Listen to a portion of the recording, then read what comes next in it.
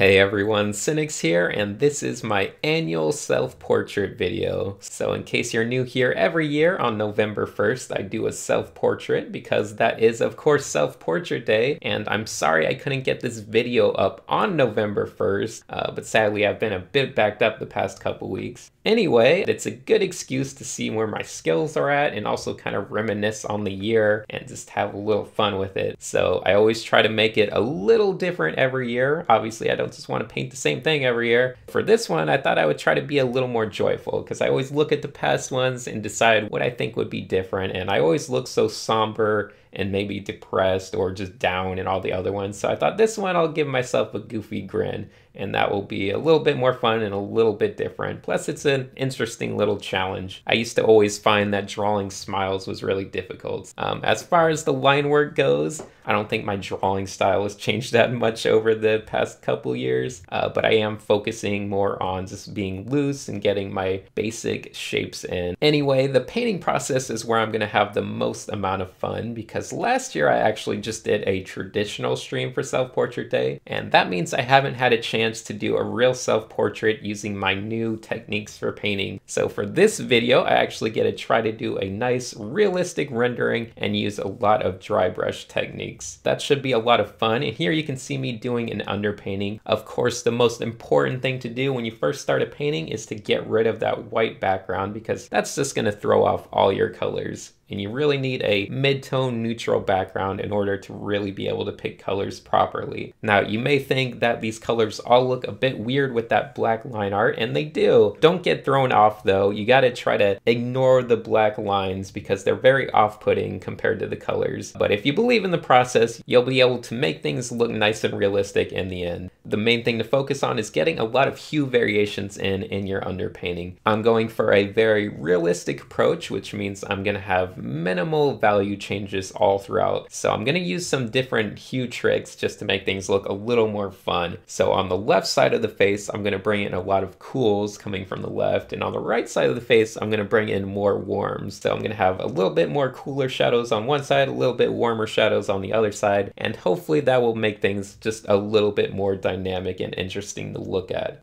But now here you can see I'm finally using that dry brush and I'm painting above the line art and really getting rid of all those boring and ugly black lines, and things start to look a lot more realistic, and maybe you can appreciate the underpainting now that you see those lines out of the way. I don't know, I struggled often with things like mouths and eyes, but I really wanted to get the eyes better on this one, so I'm taking my time. I'm still not going in there with all the little details you can do in the irises, but I tried to make it look at least a little more professional. I'm not much of a rendering person, but I'm trying my best just to show you guys how to do it. I know people love those highly rendered eyes. So anyway, jumping right along, you can see one eyebrow is done, two eyebrows are done. I'm getting in all these little folds around the eyes. And I was asked, why don't I try to make myself look a lot prettier when I'm doing self-portraits? Well, the main reason is that it's just not fun. I like to really embrace all those little details and wrinkles and things because they're challenging, they're difficult to paint, and I enjoy that stuff. In this one, I even included, there's a little scar you can see above my left eye.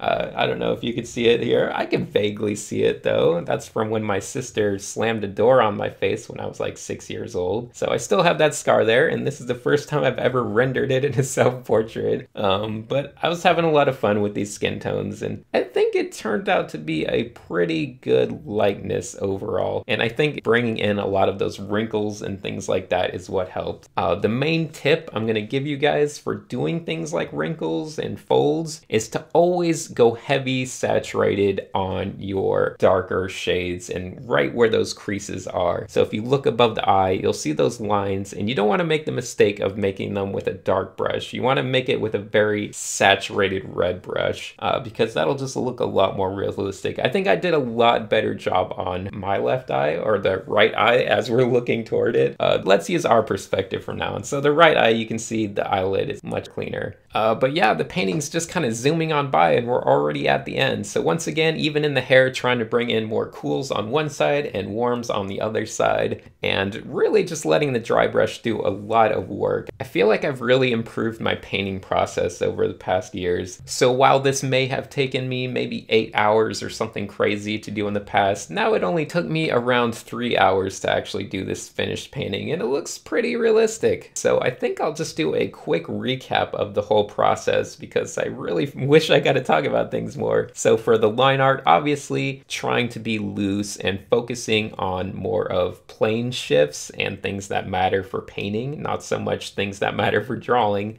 So things like the eye socket and getting the different shapes of the eye socket in there are very important for painting. And when it came to the underpainting thing, of course, I already mentioned, but don't worry about those ugly black lines. Just focus on your subtle value range because that's what's going to make it pretty. And once again, that's where you can get in all the fun colors. So go overboard with your colors when you're doing your underpainting. Don't be safe with them. Go crazy. Bring in the really strong purples and blues and yellows and reds and everything good, because when you paint over it, you'll be able to paint it all out anyway, and you can make it look as boring as you want. But the other thing was to bring in a different hue on each side. So one side is bluer, one side's warmer, and that is always a great effect. Here you can see the values of things, and I'm pretty happy with them. The values are obviously very subtle, but I think it looks nice. It looks good in black and white, and that's always a good sign, and it's always important to check your work for your values as well. So always check your black and whites. Now, aside from making each year's self-portrait different on a technical level, I also try to make them different on a thematic level as well and represent whatever I was going through that year. So you may notice the one from a few years ago, I was kind of floating in water, and that was actually because I had suffered a horrible case of pneumonia that year. So they're not always great memories, but nonetheless, they're memories that helped me define those years. But for this year, I thought it would be really fun to just include a bunch of little figures around me because I feel like I'm finally at a good point in my life where I'm surrounded by stable friends that I enjoy, and I just feel really good about the people in my life. So I have a lot of wonderful people in my life, and that certainly wasn't always the case. A lot of the time I was pretty much a loner. I didn't really have a lot of friends, especially art friends or things like that. But I've really realized the importance of having a lot of good friends in my life, and it's made things a lot better. So whether it's making close friends or meeting fans at Anime Expo or just teaching kids at my job, it's just great to feel like I'm finally more connected to society, and that's an important thing that I wanted to remember. Anyway, I guess that's about it for this video, and even though it's no longer November 1st, I strongly recommend you guys all do a self-portrait if you haven't this month. Just really put yourself into it, and I'm sure it will be a valuable experience. And speaking of connections with people, I would love to once again thank my Patreon supporters for being so wonderful and supporting these videos. And thank you guys all for watching. If you want to try out Corel Painter for yourself, there will be a link in the description below. You can try the free trial of Painter 2017 or even get $100 off the retail product with the promo code in the description. Yay!